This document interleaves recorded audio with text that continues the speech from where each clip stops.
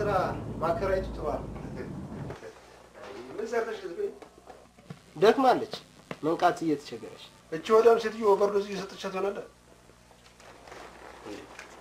የምቻለ ሰጠች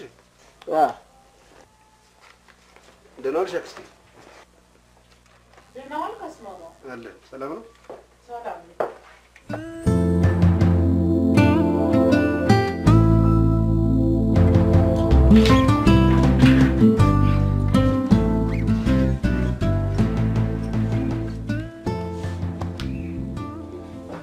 አትወርቋል እንዴ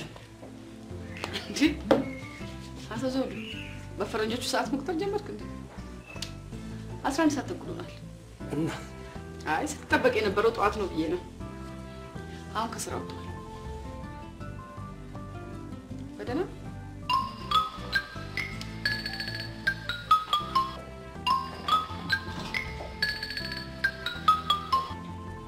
ሄሎ ታናስተኛ ተዘውዱ አቤት የወይዘሮ ዝናሽ ውጤት ደርሶ ነበር እሺ አመሰግናለሁ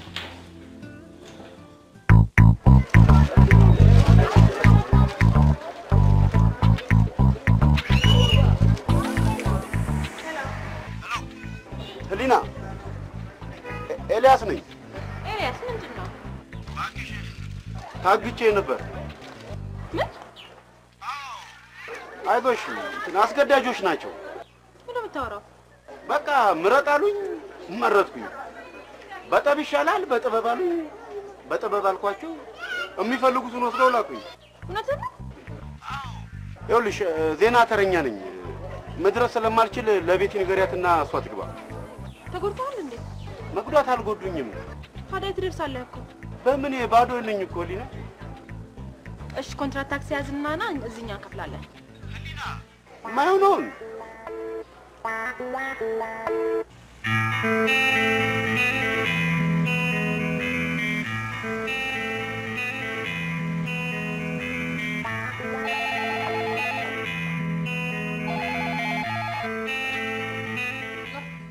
ሄሎ ቤቲ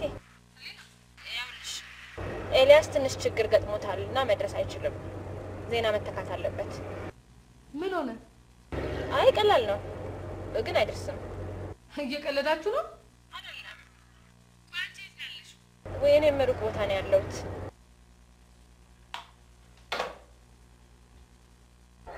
ውስጥ መግባት ይቻላል ከሰራተኛ በስተቀር መግባት የተከለከለ ከምሬ እኮ ነው እኔ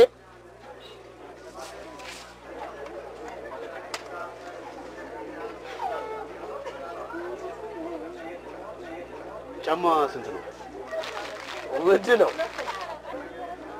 ነጠላ ጫማ እንደ ስልኩ በትብብር አልሰጠህ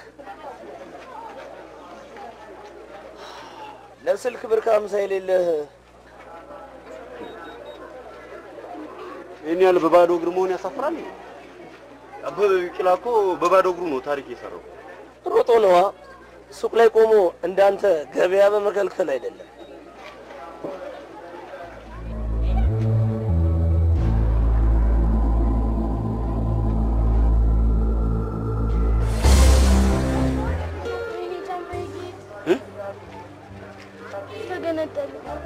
አይደለም አንቺ ጫማ አለሽ የሆነና ታይም በባዶ እግሬ ነው ደግሞ ይሰራል ያየሻት ልጅ ምን እንደምትገላቀለሽ ይቅርታ የኔ ጥፋት ነው ነይ ፍጠኝ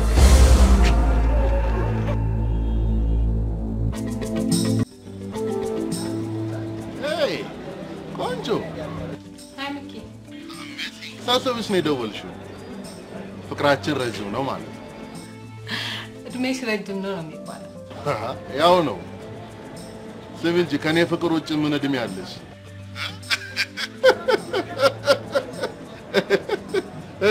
ሚኪ ይቅርታ ለመጠየቅ ነበር የምደውለው ፕሮግራም ሊሰርዝ ነው ለምን ዜና ልገባ ነው በቃ ስጨርስ እደውላለሁ ኦኬ ባይ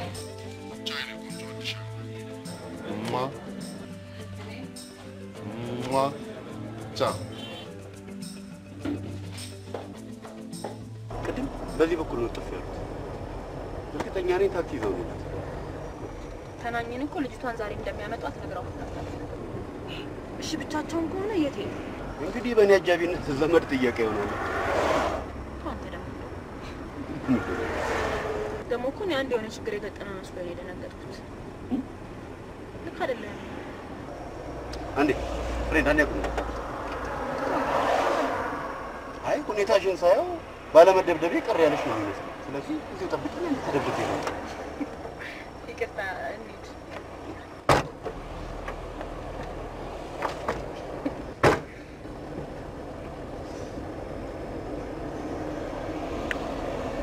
ይኸውልህ መጀመሪያ ፖሊስ ጣቢያ ነው የምንሄደው። የስቱዲዮ መግባት አለብህ። ኧረ እባክሽ በባዶ እግሩ ለመጀመሪያ ጊዜ ዜና ያነበበ ጋዜጠኛ እንድባል ትፈልጊያለሽ? ለመጀመሪያ ጊዜ መባል የሚጠራ ኢትዮጵያ አንተን አውቃለሁ። ይቅርታ እንዳትመጣ። ምን ተደብድቤ ልምጣ? እሺ አሁን ምንድን ነው የምናደርገው? የት ነው የምንሄደው? መጀመሪያ ፖሊስ ጣቢያ እንሄዳለን፣ እናመለክታለን ከነ ሙሉ ማስረጃው። ከዛ ቤት ሄጅና ጫማ ተመጭልኛለሽ። ሊና ስለት እንዳለበት ሰው በባዶ እግሩ ግባት ይኝምጫ። እሺ አሁን ምንድን ነው የምናደርገው? ወይዘሮ ብዙዬን እንዳንከተል የት እንደገቡ አላየህ? ከማን ጋር እንደተገናኙ እንኳን መረጃ የለንም። በቃ ያሰብነው ነገር ሁሉ ገደል ገባ። አሁን የሚብሰው ደግሞ ልጅቷን ይዘው ከመጡ። በዚህ እንኳን ምንም ጥርጣሬ አይኖርሽ። እርግጠኛ ነኝ ብቻቸውን ነው።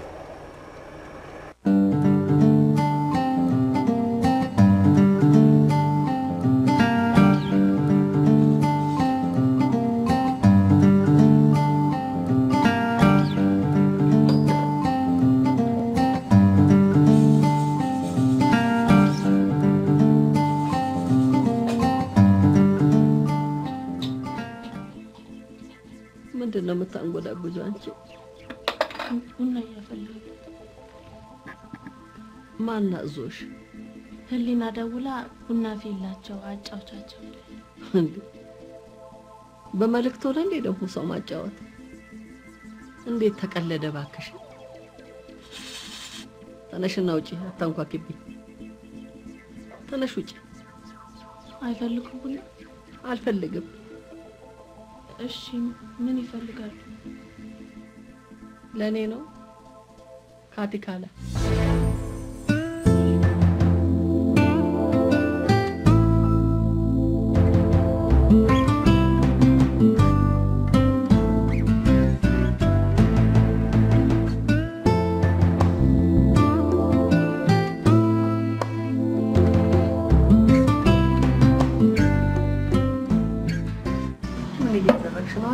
ምን ልታረጊ ነው? ካቲካላ አላሉኝ እንዴ?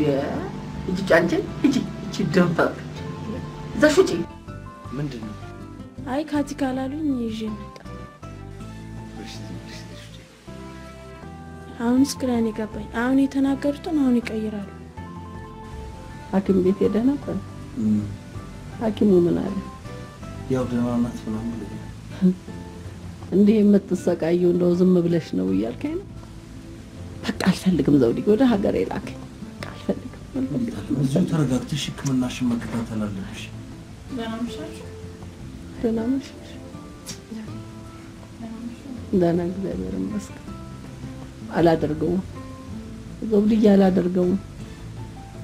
እስከ ዛሬ ድረስ ታክሜ ምን አገኘው? ይሄው በሽታዬ እንኳን አልተገኘልኝም። በቃ ወደ ሀገሬ ስደደኝ፣ እኔ አልፈልግም። ኡፍ አንቺ ደግሞ ምን አለ ሰው የሚልሽን ብትሰሚ።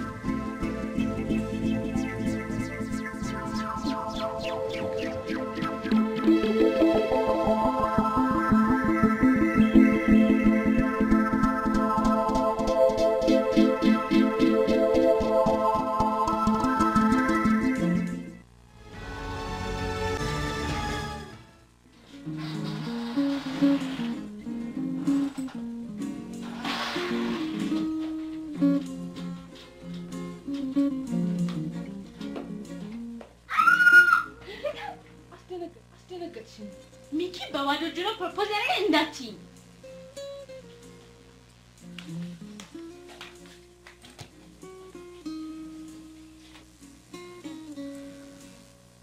ከሚኪ ጋር ተገናኘን። ድንገት ስራ ገባ። ከልብ ካዘኑ አሉ። ምን ማለት ነው? ከልብ አስበው ቢሆን ኖሮ እዚሽ በረንዳ ላይ ቢሆን ጠብቀው ፕሮፖዝ ያደርግሽ ነበር። ኦኬ ነገሩን ሮማንቲክ ሊያደርገው አስቧል ማለት ነው። ትልቅ ሆቴል ውስጥ ሰዎች በተሰበሰቡበት ሰርፕራይዝ ሊያደርግሽ። ይልሽ እንዳደነግጭ ሰርፕራይዝ መሆኑ ሁኝ ተመልከች።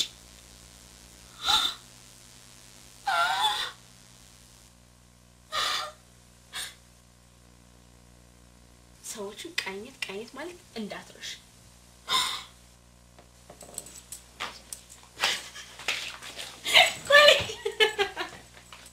አይዋ ቀረብሽ።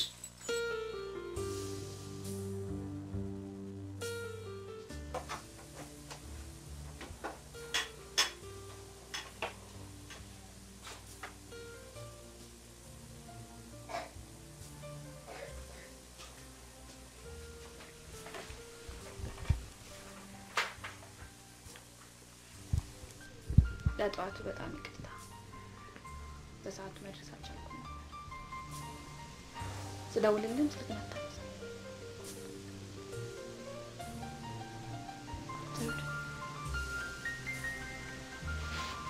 ደህና ከሆኑና ልሄድ ካሉ ለምን አትልካቸው?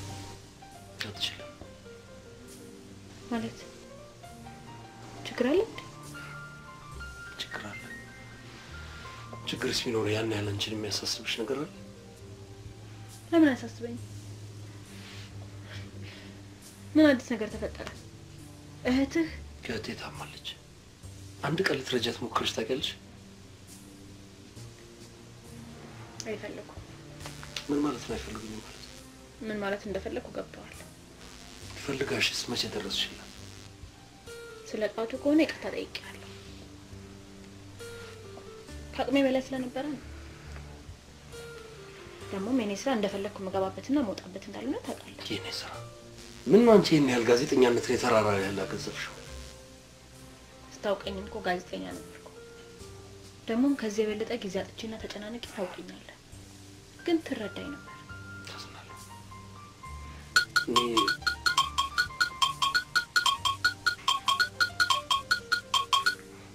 ያዳምጡ። የጋዜጠኛ ስልክ አይዘጋም። እኔ ስደውል ግን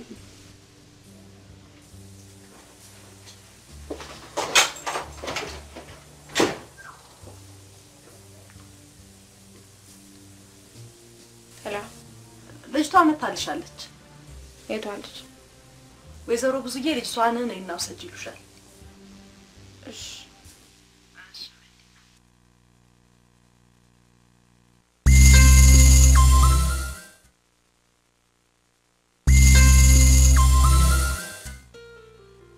ምታለም ያው ዛሬ ሆስፒታል እንሄዳለን። ስልክ ደውልልሻለሁ። ተዘጋጅተሽ ጠብቂ። አይዞህ ዛሬ ከኔ ጋር የደከምከው መቼ አነሰ? ከዚህስ በኋላ ችግር ለሆነባቸው አልፈልግም። ግን ምንሻልታለም ችግሩን እሺ ብን የሚል ነገር ወጣ እንዴ? ማታ እኮ ስትነጋገሩ የነበረውን ሰምቻለሁ። ለምን ታለም? ቆይ የግል ወሬያችንን መስማት ነበረብሽ?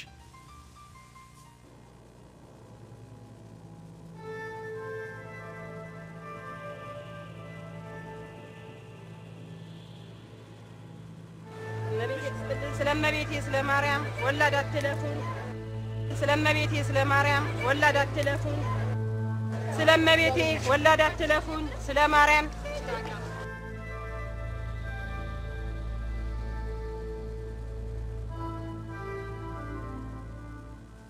አንድ እንድታውቅ የምፈልገው ነገር ጋዜጠኛ አይታመምም፣ አይሞትም። ከአቅም በላይ የሆነ ጉዳይ ምንም አይነት ምክንያት ጋዜጠኛን በስራው ላይ እንዳይገኝ ለማድረግ በቂ አይደለም። ምንም አይነት እንኳንስ አንዲት ግለሰብ ለዛውም ያለምንም ውጤት ሲከተሉ ለመዋል ወደ ምን ፈልገው ማዕከል ያደርሰናል በል። ወደምትይው ማዕከል በዚህ ሴት አማካይነት እደርሳለሁ የሚለው ሐሳብሽ በምን መረጃ ላይ የተመሰረተ ነው? ሴትዮዋ ህፃናቱን በቤት ሰራተኝነት በማስቀጠር በደላላነት እንደሚታወቁ ነግሬያለሁ። አዎ ግን ከዘመድ ያምጧቸው ከገጠር ያስኮብሏቸው የምታውቂው ነገር የለም? በማንኛውም መንገድ ህፃናቱን መቅጠር ወንጀል ነው። ለምሳሌ ስንነሳ ዋነኛው ዓላማችን ይሄ ነበር መሰለኝ አይደል? በህፃናት ጉልበት ብዝበዛ ላይ ከሚደርሰው በደል ይልቅ በሰው ቤት ሰራተኝነት መቀጠሩ የከፋ ነው ይሄን ያላል። የከፋ ነው አይደለም እኮ ህገወጥ ነው።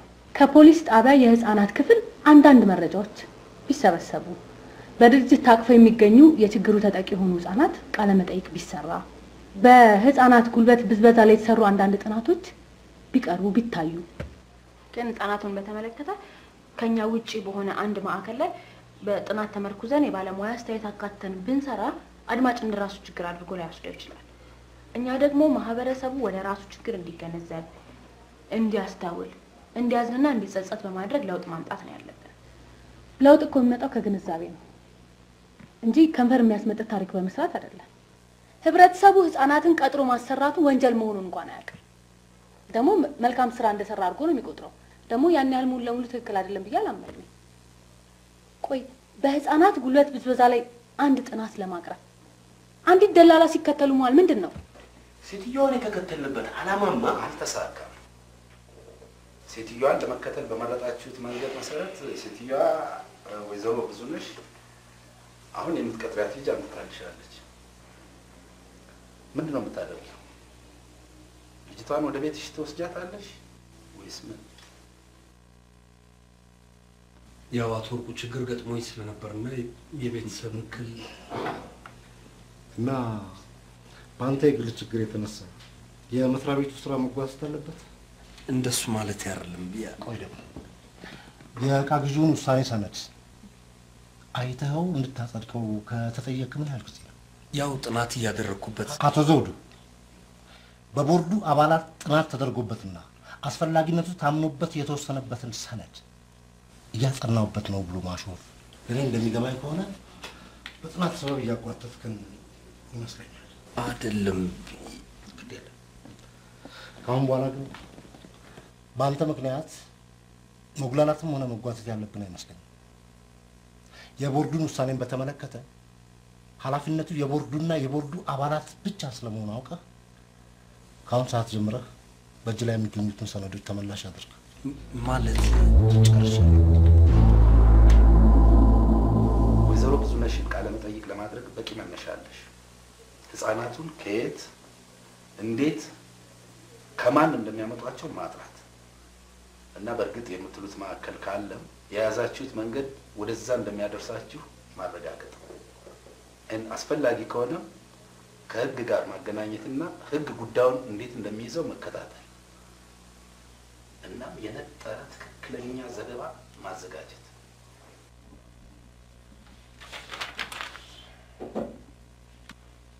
ዘውዱ ስለ ግዢ ፕሮፎርማ ልነግር ነበር። እሱ ነገር እኮ ነው የግዢ ፕሮፎርማ ስለሱ እኮ ነው እየነገርኩሽ ነበር። ቆይ እኔ ጀመርኩትን ጨርስ። የድርጅቱን ዕቃ ግዢ በተመለከተ በግልጽ ጨረታ ሳይሆን ከአንድ ዕቃ አቅራቢ ድርጅት ጋር በተፈጸመ ልዩ ስምምነት እንዲፈጸም ቦርዱ ውሳኔ ያሳልፋል እንዴ? ያው በወቅቱ ነው የተቃውሞ ነበር። ለቅልጥፍና ይረዳል በሚል ግን የኔን ሐሳብ ውድቅ አደረኩት። አሁን እንዲገዙ የተጠየቁት ዕቃዎች በሙሉ ከ6 ወራት በፊት በአመት በጀት ሂሳብ ተገዝተዋል። የተገዙት ዕቃዎች በምን ሁኔታ ስራ ላይ እንደዋሉ የሚገልጽ ሪፖርትም አልቀረበም እና ግራ የሚያጋባ ነገር ፈጥሮብኛል። አሁን አንተ ልትነግረኝ የነበረው ነገር ትችዋለሁ። አለቃ ምን አለ? ምንም። በል ለጊዜው ያገኘሁት ይሄን ነው። አመሰግናለሁ አይደል? ምን ማለት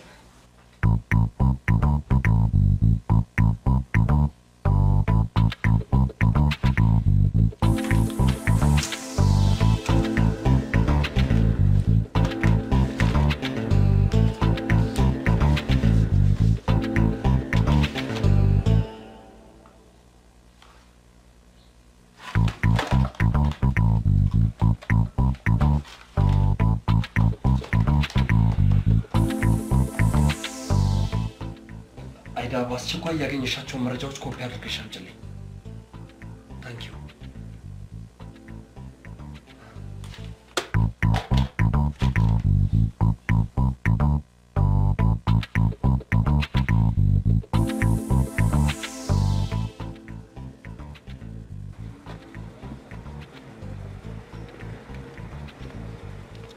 ለምትሰራው ስራ በጣም ቦታው ምቹ ነው።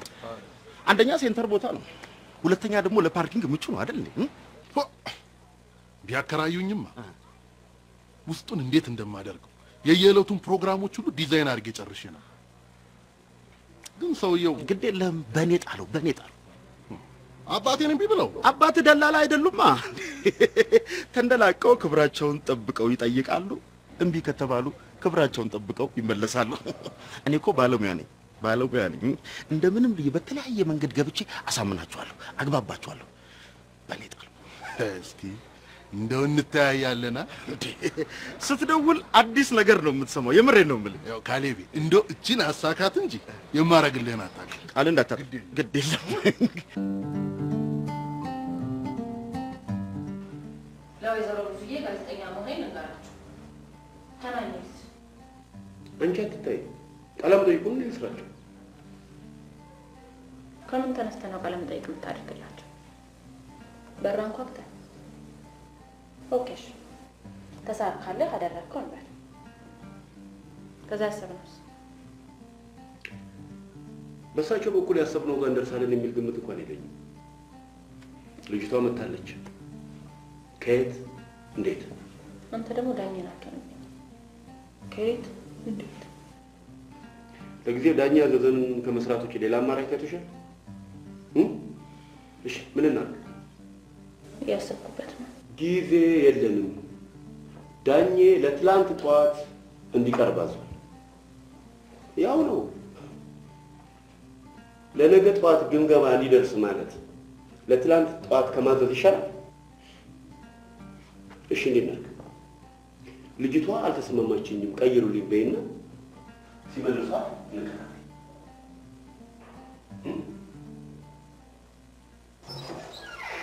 እሺ አቶ ተሻለ ሰላም አለይኩም።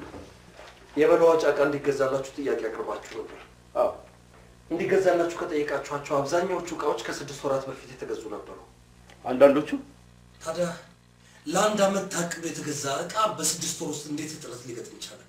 አቶ ዘውዱ የመለዋወጫ የጥራት ደረጃ በ6 ወር አይደለም በአንድ ወር ሊያልቅ ይችላል። በአጭር ጊዜ ውስጥ ተመልሶ በመሰበሩ እኛ ከየትም አናመጣ። መልሶ ከመጋዘን ወጥቶ ይቀየራል። የተገዙት ዕቃዎች የጥራት ችግር ነበረባቸው እያልከኝ ነው? አልወጣኝም። እና ታዲያ ለአንድ ዓመት ታቅዶ የተገዛ ዕቃ እንዴት በ6 ወር ውስጥ እጥረት ሊገጥም ይችላል? ጥያቄ ምንድን ነው አቶ ዘውዱ? ጥያቄ ግልጽ አይደል?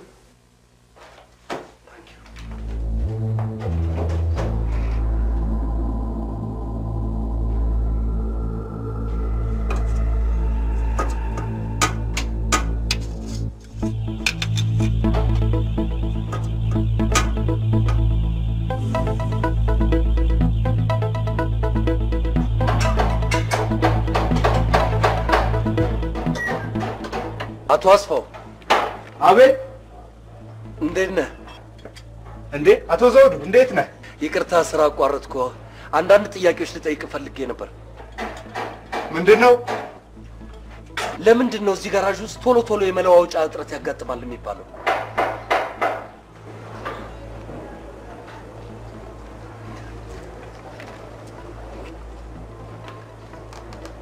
መለዋወጫ እጥረት?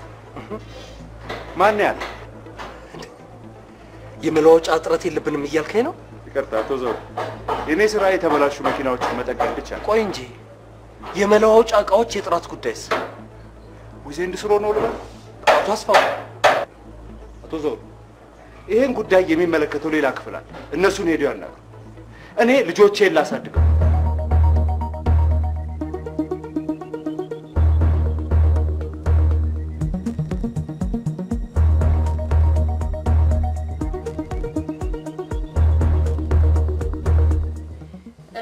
የሰጠኸኝ ዳታ እንደሚያመለክተው ከ5 ዓመት እስከ 14 ዓመት ያሉ ሴት ህጻናት በቤት ሰራተኝነትና በሞግዚትነት እንደሚያገለግሉ ያሳያል። ከዚያም ከ14 ዓመት በታች ያሉ ህጻናትን ማሰራት ወንጀል እንደሆነም ይጠቅሳል። ትክክል። እና ይሄን ለመከላከል ምን እየተደረገ ነው?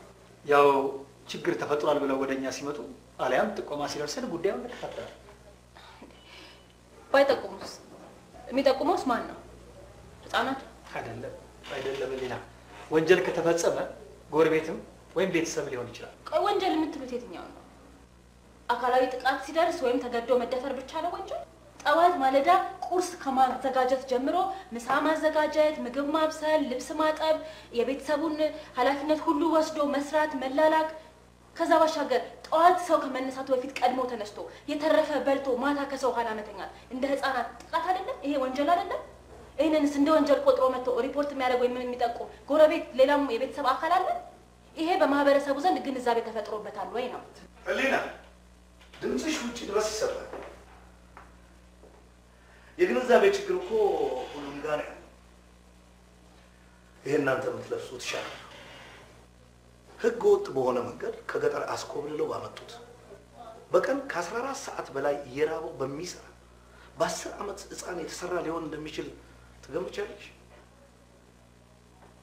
መንገድ ላይ አሳዝኖሽ የረዳሽው ህፃን ገንዘብ ለማግኛ ሲባል በመለመኛነት የተሰማራ ህመሙን በአሰሪዎቹ የተፈጠረ እንደሆነስ ግንዛቤ ያለሽ? ብዙ ጭካኔዎች፣ ብዙ እንግልቶች እናያለን።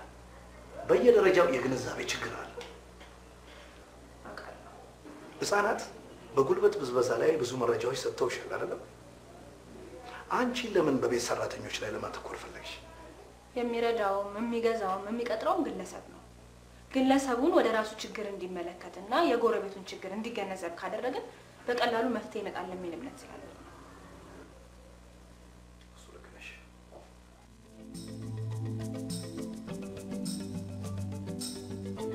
እህት እንዴት ናቸው? ያው ጨሞታል። ሐኪም ቤት ምን አሏቸው? ችግሩ ኩላሊት ላይ እንዳለ ነው ሐኪሙ የነገረኝ። አይ ቲንክ የከፋ ነገር ሳይሆን አይቀርም። ዛሬ ሆስፒታል ይዣት መሄድ አለብኝ። እንዴት እንደሚሄድ አላውቅም። ህሊናስ? ህሊና ቢዚ እንደተለመደው ማለት ነው። ብቻ አንተ ቸገርክ። ምን ታደርጊዋለሽ? በእናትህ ዘውዱ ምንም ነገር ከፈለግክ እኔ ያለው። እሺ አመሰግናለሁ። በነገራችን ላይ ለመስሪያ ቤቱ የመለዋወጫ ዕቃ ለማቅረብ የተስማማው ድርጅት አድራሻ፣ ስምና የዋጋ ዝርዝር አንቺ ጋር ይኖራል እንዴ? ያለ ይመስለኛል። እባክሽ ላስቸግርሽ። በእናትህ በደንብ አስቸግረኝ። ምንም ችግር የለም። ቡና ምናምን ልዘዝልህ? የደከመህ ትመስላለህ። ኖ ታንኪዩ።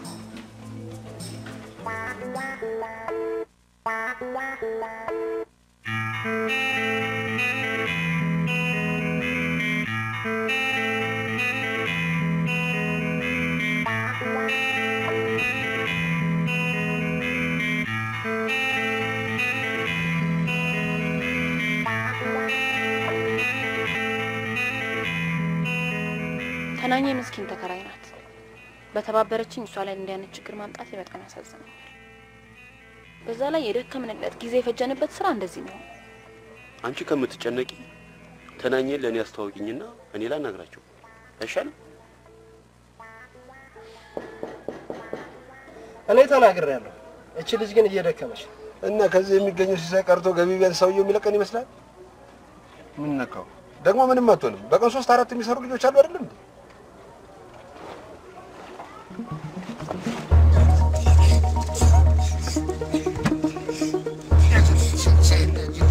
ያጃት ምን ነካሽ? አትተላብተር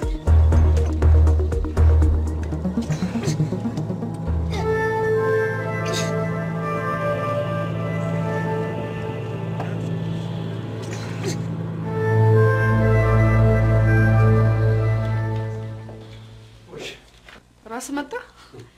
እናንተ ቢሮ አካባቢ ያላችሁ ሰዎች በቃ የተላላኪን ስራ እያቀለላችሁ አስቸግራችሁ። ደብዳቤ አለ። ምንድነው?